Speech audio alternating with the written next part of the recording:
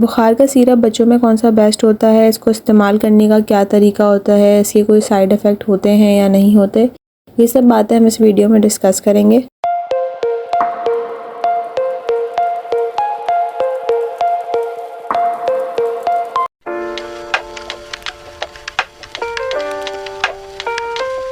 Panadol, Calpol या Calpol 6+ इन सब का फार्मूला एक ही होता है, पैरासीटामोल। हाँ, इसके अंदर जो इसकी स्ट्रेंथ होती है वो मुख्तलिफ होती है, सबकी अलग अलग होती है, एक स्ट्रेंथ के नहीं होते ये, यानी कि जो इसके अंदर इसकी पावर कह लें या mg होती है वो चेंज होती है। पैनाडोल सिरप की जो स्ट्रेंथ होती है वो 160 mg पर 5 ml होती है, कैलपोल की 120 mg पर 5 ml होती है और कैलपोल 6 की 250 mg पर 5 ml होती है।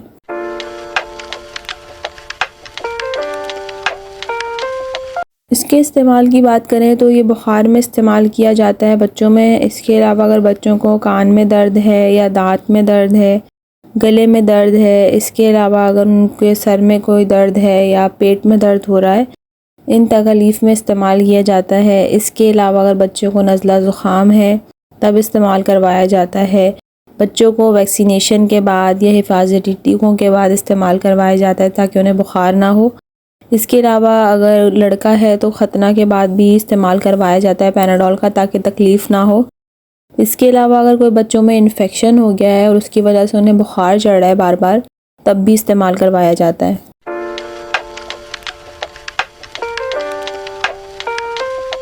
इसकी जो एहतियात है उसमें अगर बच्चों को जिगर का कोई मसला है या उन्हें किडनी की कोई शिकायत है तो फिर आप डॉक्टर से कंसल्ट करके ही फिर इस्तेमाल करें। इसके अलावा बच्चों को ये खाली पेट आपने नहीं देना है सिरप, कुछ ना कुछ खिला के फिर उस बच्चों को दीजिए, खाली पेट बिल्कुल भी सिरप का इस्तेमाल ना करें। इसके अलावा अगर आप ये सिरप दे रहे हैं बच्चों को और वो उसके अलावा कोई नज़ला खांसी ज़ुकाम का सिरप ले रहे हैं तो फिर ये ध्यान रखें कि उसके अंदर भी कोई पैरासीटामोल ना हो मौजूद। इससे ओवरडोज हो जाते हैं बच्चे, दवाई उनको ज़्यादा जाती है अगर आप इसमें भी पैरासीटामोल दे रहे हैं और अगर आप नज़ला खांसी ज़ुकाम की भी दवाई में दे रहे हैं तो ये एहतियात करें कि एक ही सिरप आपने फिर देना है अगर उसमें भी पैरासीटामोल है तो पहले से। इसके अलावा कभी भी बच्चों को आपने दवाई जो मैं आपको भी डोज़ बताऊंगी उस हिसाब से दीजिएगा, ज़्यादा नहीं दीजिएगा। उसकी वजह ये है अगर आप ज़्यादा बच्चों को ओवरडोज़ करेंगे या ज़्यादा दवाई देंगे तो उससे नुकसान होता है बच्चों के जिगर के ऊपर।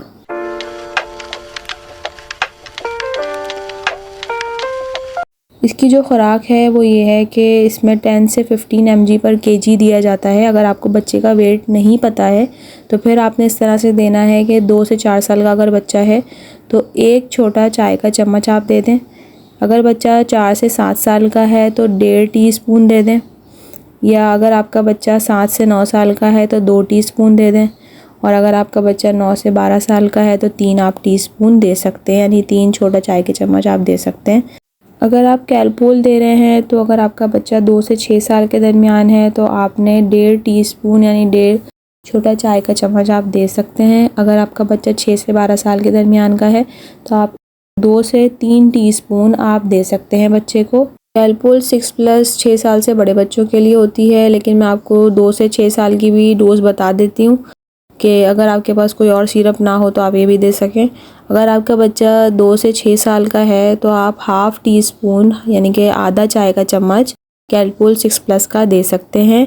और अगर आपका बच्चा 6 से ज़्यादा साल का यानी 6 से 12 साल के दरमियान है तो आप 1 से 2 टीस्पून दिन में 4 से 6 घंटे के वक्फे से आप उसको ये दवाई दे सकते हैं। मैंने आपको भी जितनी भी खुराक बताई है, जितनी भी डोज़ मैंने आपको बताई है पैरासीटामोल की, तो आप इसको हर 4 से 6 घंटे के वक्फे से इस्तेमाल करवा सकते हैं।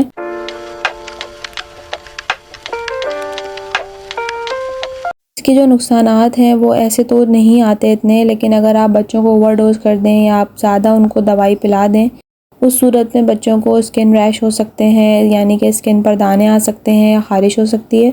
यानी कि बुखार के लिए आप इन तीनों सिरप में से कोई भी सिरप का इस्तेमाल कर सकते हैं। इन तीनों का फार्मूला एक ही होता है, बस इसकी जो mg होती है या इसकी जो डोज़ होती है वो अलग अलग होती है, वो मैंने आपको बता दी है।